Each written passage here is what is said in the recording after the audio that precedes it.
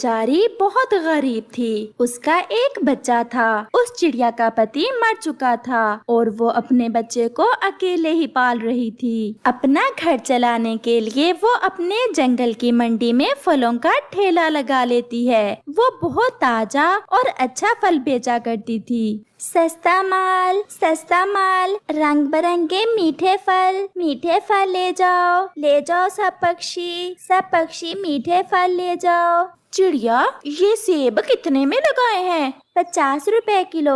और अंगूर? 100 रुपए किलो। और अमरूद?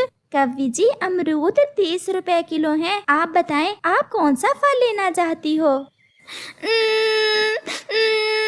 मम्मा, मुझे बुलबुले ने मारा है।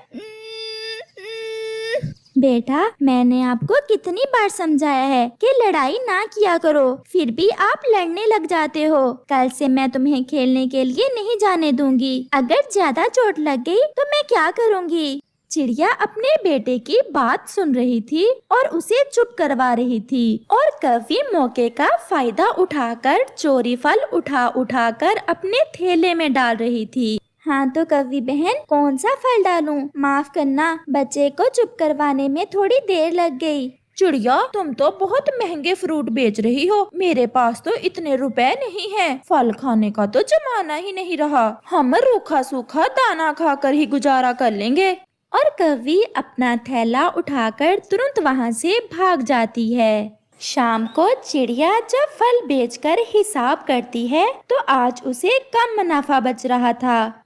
ये आज मुझे फल बेचकर कम पैसे क्यों बचे हैं? शायद मुझसे हिसाब में गलती हो गई है। कालू जी, ये लो फल खाओ, और हाँ, कल मुझे फल लाने के लिए ज्यादा पैसे देना। महंगाई बहुत ज्यादा हो गई है। जी गौरी जी, कल से ज्यादा पैसे ही ले जाया करना, लेकिन फल ऐसा ही ताजा ताजा होना चाहिए। कालू जी, आप चिंता ना करें, कल को इससे भी अच्छा फल लेकर आऊंगी। अब तो मैं पैसे जमा करके अपने लिए सोने का हार लूंगी और फल हर रोज चुरा कर लाया करूंगी। अगले दिन कवि फिर से मंडी में जाती है। कवि बहन, आज कुछ खरीदेंगी कि आज भी सिर्फ कीमतें पूछ कर चली जाएंगी? नहीं, आज तो कुछ लेकर ही जाऊंगी। फिर वहाँ कबूतर फल खरीदने आ जाता है। चिड़िया बहन, ये आम कितने रुपए किलो हैं? कबूतर भैया, 60 रुपए किलो। बहुत मीठे और रसीले हैं मेरे आम। अच्छा, तो फिर 1 किलो आम दे दें। चिड़िया कबूतर को आम दे रही थी कि कवि चुपके से फल अपने थैले में डाल लेती है। कवि जी, जल्दी बताएं, आप कौन सा फल खरीदेंगी?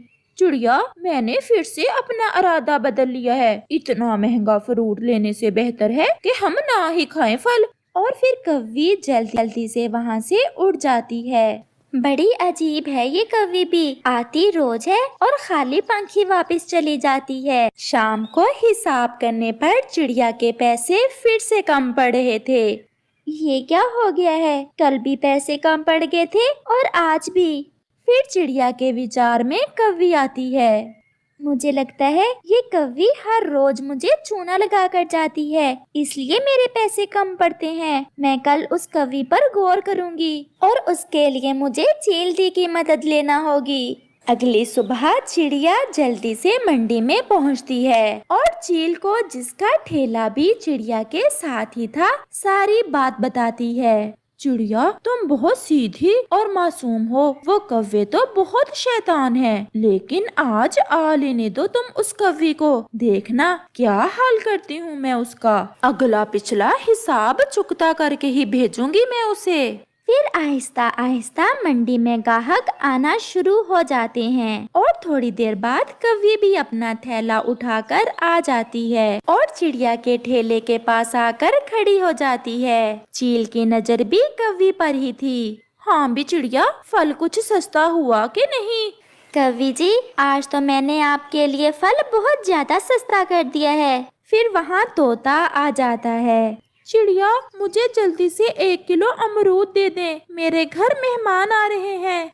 चिड़िया तोते को अमरूद देने लग जाती है और कवि फिर से अपने थैले में फल डालना शुरू करती है और अपना थैला फलों से भर लेती है।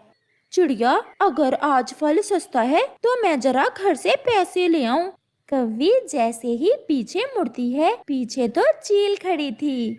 रुको जरा, ये थैला तो चेक करवाती जाओ।